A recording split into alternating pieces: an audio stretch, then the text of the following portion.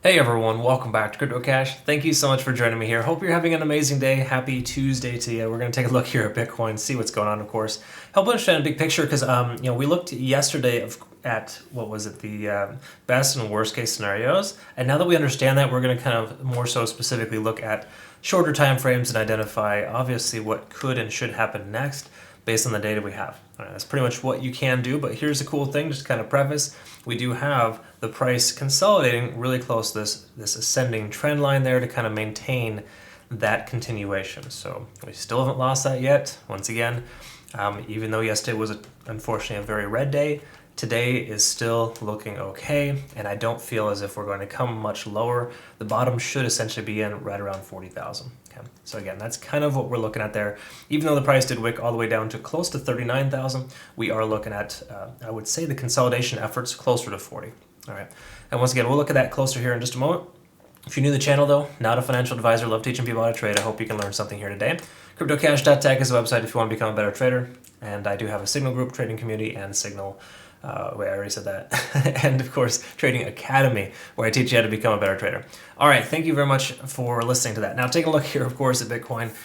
So big picture, let's start with that. Obviously, we're underneath both moving averages, not amazing, but once time does kind of continue on, we will see an eventuality of the golden cross come up here to essentially, communicate with the upper moving average. And when I mean communicate, oftentimes when you see the 50 ascend through to the 200, that does naturally push the price action up as a golden cross to kind of help effectively, increase the price action. Now, price is below the 50, so of course it'd be helpful if we're above that. But in general sense of the word here, we're on the right side of the tracks there where that eventual momentum will carry up and carry the price higher. Okay, just that's an eventuality. We're not even close to there yet, but it's just something to be aware of. Excuse me. All right, so taking a look here at the RSI, kind of got a little bit of a bounce here off 35. We didn't fully hit 30 yet, so truth be told, there could be a little bit more downside left. I wouldn't say it's going to be significant much more, because once again, as long as we maintain this 37,700 price point and don't come below that, we're still making higher lows. All right. So again, we got to kind of understand that big picture, we're not in terrible situation, not in dire straits at all. If we drop below this lowest Fibonacci retracement level, essentially right where it started at 37.5 as a close approximate, then we are looking at potential continuation of the downside. But that should essentially work as a support zone. This red area here is common to work as a nice strong support in most cases. All right. So just something to be aware of there. And obviously we have a MACD divergence here too. But you can see it's getting a bit on the overextended side, and the likelihood of a pullback is quite high, especially considering the fact that we are up here at an 8 on TD sequential. And that really kind of just tells us that we have and should expect a potential turnaround here soon, because oftentimes when you get to a 9, it doesn't continue much further. Yes, we saw this here previously, but generally speaking, there was about 4 days of consolidation, so it's almost like we got a full-on reset there and came up to about a 7. All right. So that being said, oftentimes you see a 9, there's more likely than not a turnaround at that point. So we're at an 8 now. Hypothetically, we have one more day sideways, and we'll get that reset that we're looking for, and the price essentially potentially come back up. Again, no guarantees on that, but it does increase the odds of a reversal. And that's something we got to be mindful of. We can also say the same argument here for the 4 hour as well. If I'm not mistaken, we hit a 9 recently too. And that essentially kind of communicates to us that, hey, we've got at the very least, some sideways action to look forward to because we've hit this exhaustive state. So we may not expect the price to, be a complete relief. We're not going to see 44 or 45,000. But we could very well see 41 or 42. In fact, 40,700 was tested here, which once again was a previous key level resistance and support in the past. And it's still holding strong as a potential resistance at this point. Again, it's only tested one time on the 4 hour, but generally speaking, that is so far the tentative resistance. So if you're going to consider a profit target, 40,600 might be appropriate. All right. Again, something just below that level to ensure you get filled if it were to come back up again. All right, so let's go ahead and look at RSI on the 4 hour. We lost RSI, of course, with that heavy sell-off from yesterday. Having a selling pressure gave us down to a 9 on TD sequential. We came down as low as 20. So now that we're back up above, we could consider 30 as a potential support level. Now that it's kind of bounced above. So in essence, 39.9 should essentially be the most recent and relevant bottom. And we'll go ahead and double check on smaller time frames, of course, to identify. But as long as we're not making lower lows, we should be in good shape. I think as long as we're making just say, parallel lows or higher lows, we'll be okay. And we'll go ahead and take a look at that here as well. Looking at the MACD, of course, didn't get much of a bounce, and that's pretty standard based on how hard it's been held down. So I wouldn't expect tremendous amount of things here. This is really just telling us that the bears are losing that momentum and that there could be a shift in momentum to a bullish. No, it doesn't mean, again, the price is going to ramp back up, but I think the likelihood of the price going higher from here instead of lower is pretty high, considering we're holding this trend line and some key level Fibonacci retracement lines. Okay. Again, that zone at the point 236 is really looking good here. Okay, so I think we're going to be okay with the price action kind of maintaining above this level for a little while. That's my thought process. At the very least, we'll get some sideways up before the next leg down. If there is another leg down, again, as long as it's not lower than 37.7, we're going to be in good shape because we're still making higher lows on the 1 day. Those are macro things I like to look for. Now take a look here at the 1 hour. Excuse me, sorry, I'm still getting over cold. I had to deal with my throat clears there, but what we want to look at here is, well, Ichimoku Cloud is going to tell us we don't have a buy signal yet.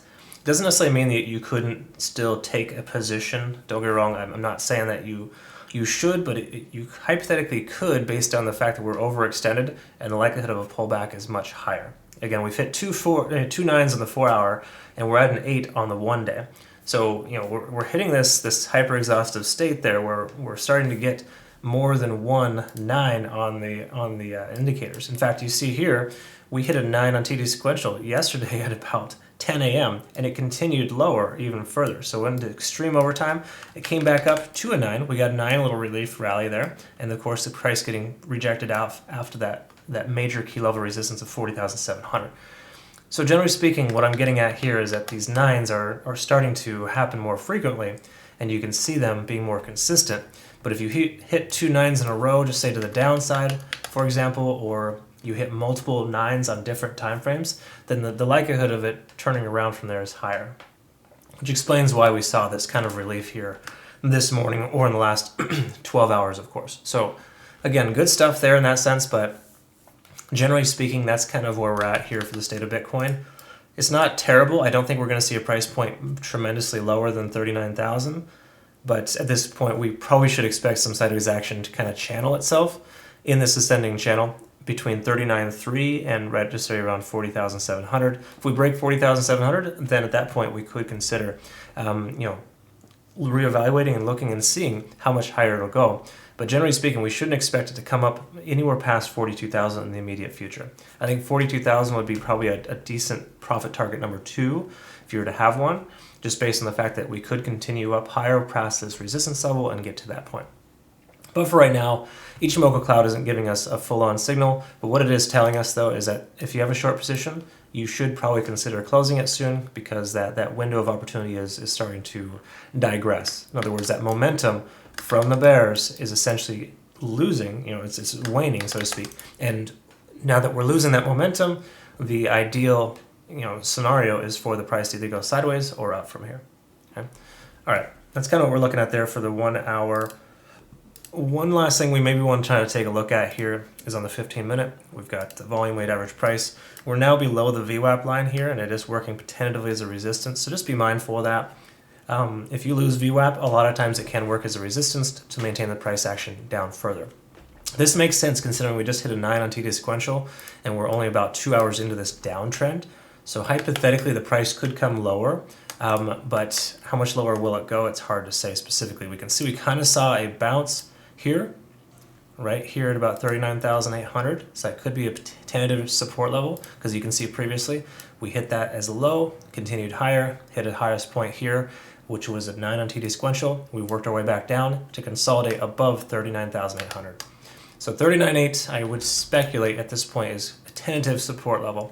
And hypothetically, the price goes sideways from here, kind of bounces and goes up. We'd still be making higher lows at that point, not essentially making lower lows. All right, so again, some things to kind of consider. But generally speaking, big picture, I do think we should expect the price to slowly trend sideways and or up towards 42,000. Once we hit 42,000, that previous resistance level, then we can kind of look at it again. We may even be able to break through that and trend up closer to 44. But I think 44 is a best case scenario. 42 is a potential likelihood scenario, and 40,700 is a tentative resistance for now based on previous key level supports. Once again, I showed this to you yesterday, but if you missed it, 40,700 has been proven to be a very strong resistance level, and then of course a nice strong support previously. So you can see it across the board. 40,700 seems to be a point of contention in a good way, basically just meaning that is the established value. That's probably the average true range for Bitcoin, based on that being a pretty consistent price point. Again, that to me tells me that that's going to work as a continued resistance for now, but we get back above that should hypothetically work as a support. It'd be really awesome if we got a one-day candlestick close above 40,700. That'd be an awesome thing for me, or for us, for whatever, for Bitcoin in general. It'd be great to see that. All right, so in general, I think at this point, I think the dire straits is kind of on the wayside for the most part. We should be at the bottom. If it comes much lower, of course, we'll have to reevaluate, but generally speaking, the trend line is still maintaining itself. Until we lose that trend line, essentially, I think we shouldn't over concern ourselves. Yes, it sucks that a lot of our altcoins got hit, but most of them are recovering fairly well today. So again, there's that as well. All right, anyways, hopefully you found benefit. We'll go ahead and take a look at this again tomorrow. I hope you have a great rest of your day. Again, CryptoCache.tech is the website if you want to become a better trader. A link in the description below. I look forward to working with you. Have yourself a great rest of your day. Thank you.